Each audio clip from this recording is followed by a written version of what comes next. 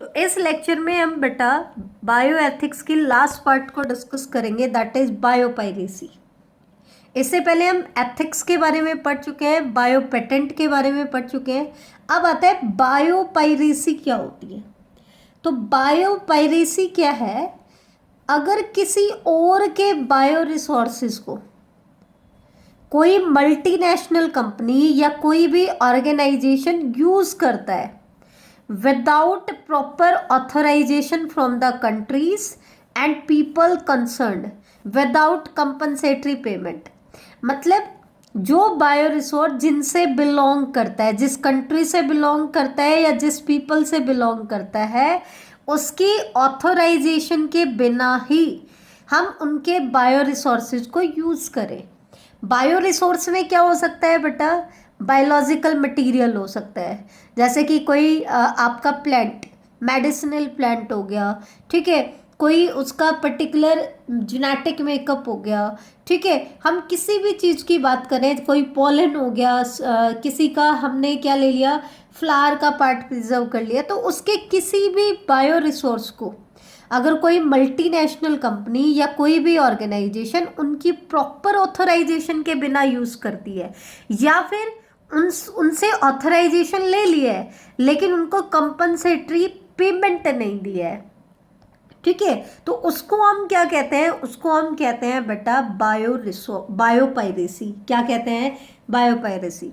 या हम simple terms में इसको क्या कह सकते हैं, ये तो हो गया साइंटिफिक टर्म्स में इसकी डेफिनेशन। सिंपल टर्म्स में इसको हम क्या कहेंगे, इट इज द थेफ्ट और रॉबरी। क्योंकि अगर हम किसी की नॉलेज के बिना उसकी चीज ले लेते हैं तो उसको हम क्या कहते हैं, रॉबरी कहते हैं।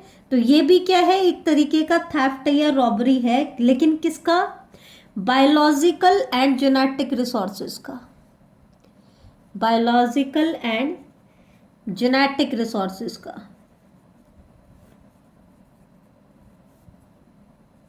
विच are indigenous to a country और पीपल, मतलब जो किसी और से बिलोंग करते हैं, उनके नहीं है, उनको हम यूज कर रहे हैं, या कोई भी मल्टीनेशनल कंपनी यूज कर रही है, तो उसको हम क्या कहते हैं बेटा, बायोपायरेसी कहते हैं, ठीक है। अब क्वेश्चन क्या आता है कि बायोपायरेसी होती क्यों है, क्यों मल्टीनेशनल कंपनीज या ऑर्गेनाइजेशन बायोपायरेसी शो करती हैं। तो इसका कारण क्या है, एक्चुअल में जो फाइनेंशियली रिच कंट्रीज हैं, फाइनेंशियली रिच कंट्रीज हैं, they are poor in biodiversity and traditional knowledge, poor in biodiversity and traditional knowledge. Actual में जो फाइनेंशियली रिच कंट्रीज है ना, जो मल्टीनेशनल कंपनीज लगाती हैं, ठीक है, वो बायोडाइवर्सिटी में और ट्रेडिशनल नॉलेज में पुअर होते हैं। मतलब भाई ये तो नेचर का गिफ्ट है कि किसको बायोडाइवर्सिटी कितनी मिली।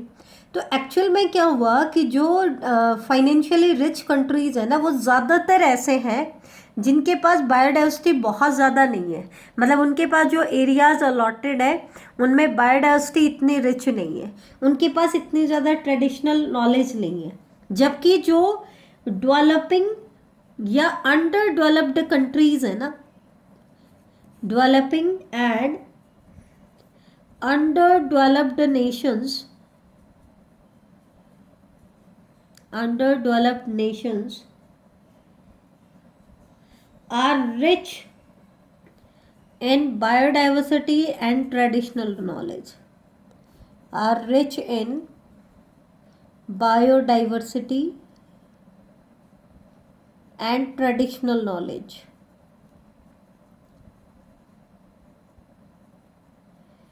जबकि जो डेवलपिंग है कंट्रीज या जो अंडर डेवलप्ड कंट्रीज है, वो फाइनेंशियली स्ट्रॉन्ग नहीं है, लेकिन उनके पास बायोडाइवर्सिटी बहुत ज़्यादा है, उनके पास ट्रेडिशनल नॉलेज बहुत ज़्यादा है। जैसे इंडिया है, इंडिया भी कैसा कंट्री है, डेवलपिंग कंट्री, और इंडिया जो है one of the 12 mega diversity countries में आता है।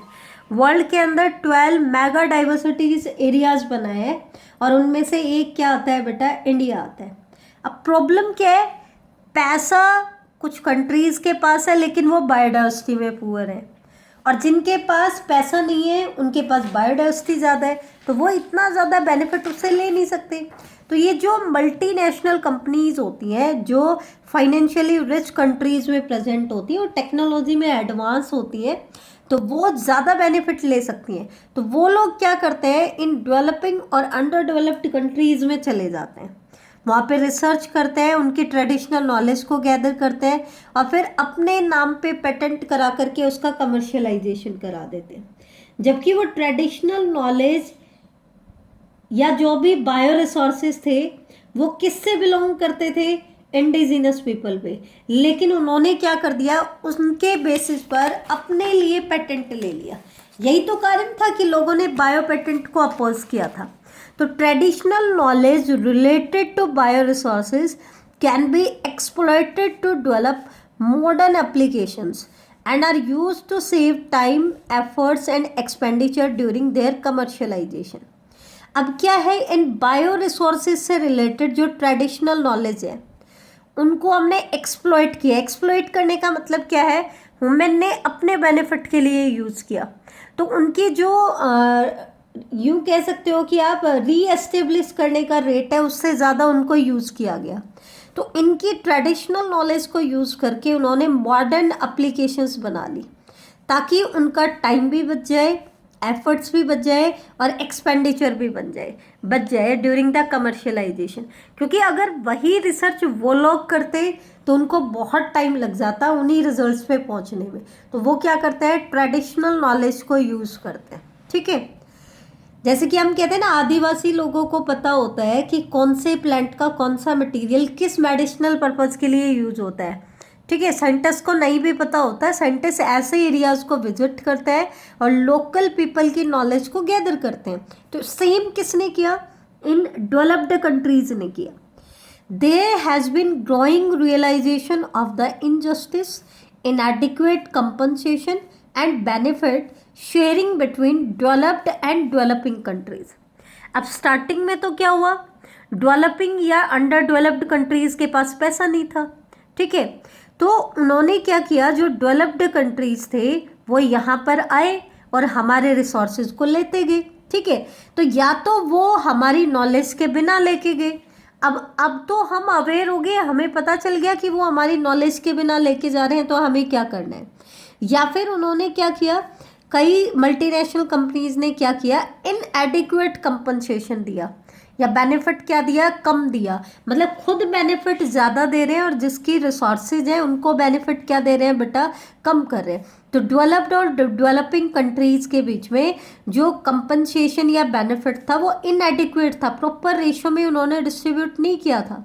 तो अब हमें रियलाइज़ होना शुरू हो गया कि हमारे साथ इनजस्टिस हो रही है, हमारी ही रिच लेगेसी और एनकैश कौन कर रहा है, कोई और कर रहा है।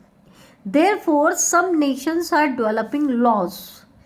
इसलिए अब जो डेवलपिंग या अंडर डेवलप्ड कंट्रीज थे अब वो अवेयर हो गए, तो उन्होंने क्या किया, कुछ लॉज बनाए ताकि वो ऐसे unauthorized exploitation of the bio resources और ट्रेडिशनल नॉलेज को रोक सके, प्रिवेंट कर सके। ठीक है, कि कोई उनकी नॉलेज के बिना, या आदिवासी लोगों को नहीं नॉलेज होती है कि बायो रिसोर्सेज वो किस बेनिफिट पर तक वहाँ तक लेके जा सकते हैं, उनको नहीं पता। वो थोड़े बहुत उनको पैसे दे देते हैं या फिर बिल्कुल ही उनकी नॉलेज के बिना यूज़ करते हैं, तो उनको नहीं नॉलेज होती इनकी। तो लेकिन अब हम अवेयर हो गए, हमें पता चल गया कि हमारी बायो पायरेसी हो रही है हमारे रिसोर्सेज की। तो हमें क्या करना है, उनको रोकना है ताकि हम भी फाइनेंशियली रिच हो जाए। तो इसके लिए हमने कुछ लॉज बनाए। क्या बनाए, लॉज। ऐसे ही इंडिया ने क्या निकाला, इंडियन पेटेंट बिल निकाला। किसके लिए बेटा, ऐसी बायो पायरेसीज को ही रोकने के लिए। इसने इंडियन पार्लियामेंट ने रिसेंटली इस इंडियन पेटेंट बिल में सेकंड अमेंडमेंट किया है। क्या किया है, सेकंड अमेंडमेंट, कुछ चेंजेस के साथ उन्होंने सेकंड अमेंडमेंट कर दिया। अब ये क्वेश्चन, तीसरा क्वेश्चन इंपॉर्टेंट है जो इसमें बायो एथिक्स में पूछा जाता है। पहला था GEAC के ऊपर, दूसरा था बासमती के पेटेंट के ऊपर, और तीसरा जो पूछा जाता है वो इंडियन पेटेंट बिल के बारे में पूछ लिया जाता है। तो इंडियन पेटेंट बिल में जो सेकंड अमेंडमेंट किया गया वो कैसे इश्यूज को कंसिडर करेगा, वो कैसे इश्यूज को कंसिडर करेगा, पेटेंट टर्म्स, कि कोई भी पेटेंट मिलेगा तो उसके लिए टर्म्स एंड कंडीशन क्या है। दूसरा, इमरजेंसी प्रोविजन एंड रिसर्च, मान लो किसी को पेटेंट देना है या नहीं देना, कई बार इमरजेंसी सिचुएशन आ जाती है और कई बार पेटेंट दे दिया जाता है तो फिर इमरजेंसी सिचुएशन आ जाती है, तो ऐसे केसेस में क्या किया जाए। कोई भी इमरजेंसी प्रोविजन आ जाता है या रिसर्च आ जाती है तो फिर क्या करें। ठीक है। तीसरा है डेवलपमेंट इनिशिएटिव, कि जैसे हमने कहा कि किसी साइंटिस्ट ने कोई रिसर्च की, अब मान लो इमरजेंसी प्रोविजन आ रहा, उसको बायो पेटेंट नहीं दिया जा रहा, तो उस केस में डेवलपमेंट इनिशिएटिव क्या डिसाइड किए जाए। तो डेवलपमेंट इनिशिएटिव, कोई भी जो साइंटिस्ट है वो अपनी मर्जी से कुछ भी डिमांड नहीं कर सकता है, उसके लिए इनिशिएटिव भी डिसाइड किए जाते हैं कि उसको कितने इनिशिएटिव मिले। तो ये था इंडियन पेटेंट बिल में सेकेंड अमेंडमेंट। ठीक है, तो यहाँ पे आपका बायोपायरेसी खत्म होता है। अब एनसीईआरटी ने एक क्वेश्चन पूछ लिया, ये और देख लो एक बार, how to make orally active protein pharmaceutical. अब हुआ क्या, अगर हम प्रोटीन फार्मास्यूटिकल्स को ऑरली लेते हैं तो मोस्ट ऑफ द केसेस में क्या हो गया कि वो डिग्रेड हो जाते हैं, डाइजेस्ट हो जाते हैं, तो बॉडी को वो पर्टिकुलर फार्मास्यूटिकल एक्टिव फॉर्म में एब्जॉर्ब नहीं कर पाते। तो क्वेश्चन क्या आता है, तो फिर हमारे सामने सबसे बड़ा चैलेंज था कि अगर हमें इन फार्मास्यूटिकल्स को ऑरली लेना हो तो इनको एक्टिव कैसे रखा जाए, ऑरली एक्टिव प्रोटीन फार्मास्यूटिकल हम कैसे बनाएं।